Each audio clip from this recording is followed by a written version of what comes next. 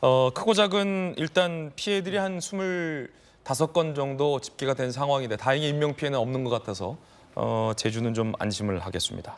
박건영 기자, 이 태풍이 제주를 통해서 통영을 통해서 서울에서 평양까지 어떻게 보면 우리나라 한반도를 이렇게 수직 형태로 관통하는 태풍인데 이런 태풍을 과연 본 적이 있었던가 싶은데 이게 기상 관측 이래 처음입니까? 이런 경로가? 네, 맞습니다. 이 기상청이 1951년에 관측을 시작한 이후로 이렇게 남북을 등으로 딱 이렇게 정면으로 관통하는 경우는 처음이라고 하는데요. 보통은 이 남쪽 육상에서 들어오더라도 이 동해안 쪽으로 빠져나가는 게 일반적인 경로라고 합니다. 하지만 이번 경우에는 이 내륙을 통해서 정면으로 관통해서 북한까지 가는 경로를 보이게 되는데요.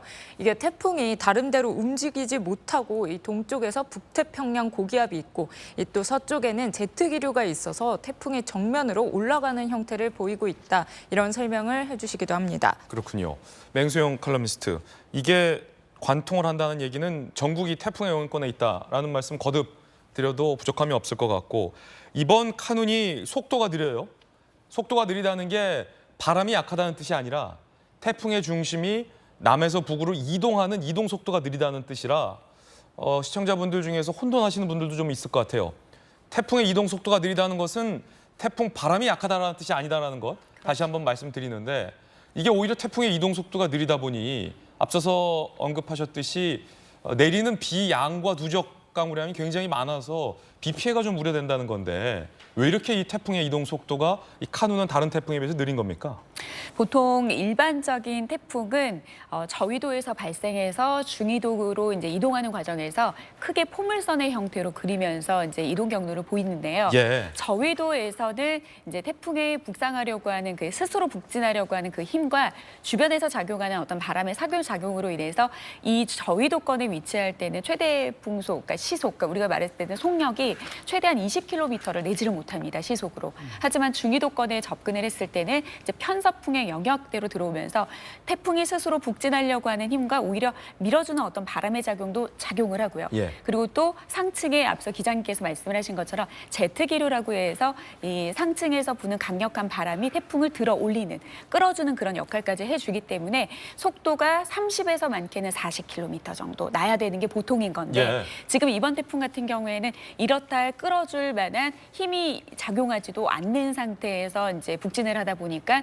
초반에는 거의 성인의 걸음 수준, 한 시속 3, 4km고 그리고 또 뭐 조깅하는 좀 빠르게 걷는 수준에서의 한 시속 10km 안팎 정도로 좀 느린 보처럼 북상하다가 이제 조금 제 속도를 유지하면서 충청도 지역을 지날 때는 한 그래도 시속 한 34km 정도의 속도는 되찾을 것으로 보입니다. 예.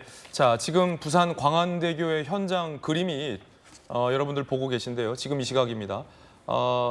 카메라가 흔들릴 정도로 강한 바람과 또 많은 비가 내리고 있는 모습입니다.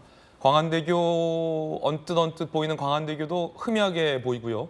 파도가 좀 많이 치고 있네요, 보니까. 이 바람의 세기, 파도의 강도도 아무래도 이제 태풍 카눈 풍속, 바람의 영향으로 거친 파도까지 지금 일고 있는 상황입니다. 당연히 이제 해안가에 배들은 다 정박되어 있고 묶여 있는 상황입니다. 이럴 때 배 타고 나가면 큰일 납니다.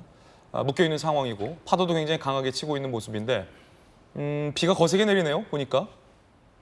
네, 맞습니다. 이게 앞서 말씀드린 것처럼 그 장미꽃과 같은 어떤 구조, 꽃잎을 하나 떨어뜨리고 나면 또 다른 꽃잎이 나와서 또 다른 구조를 만드는 것처럼 특히 또 이들 지역 같은 경우에 태풍은 중심을 향해서 반시계 방향으로 회전을 하는 그런 이제 특징을 가지고 있는데요.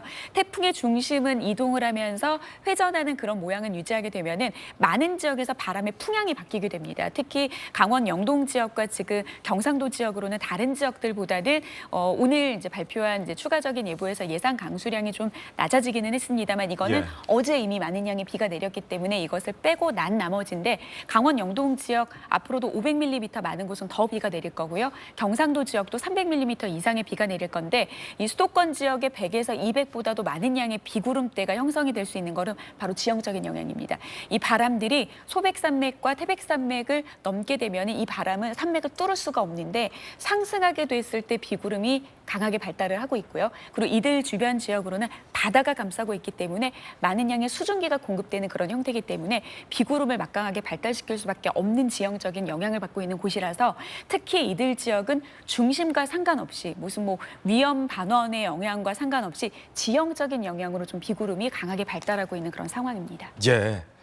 자, 앞서 말했던 것처럼 태풍의 이동 속도가 느리다고 해서 태풍이 동반한 이 강풍의 영향력이 약해지는 건 아닙니다. 이번 태풍 카누는 여전히 강한 바람과 많은 양의 비를 동반한 태풍이라는 점 거듭 말씀드립니다.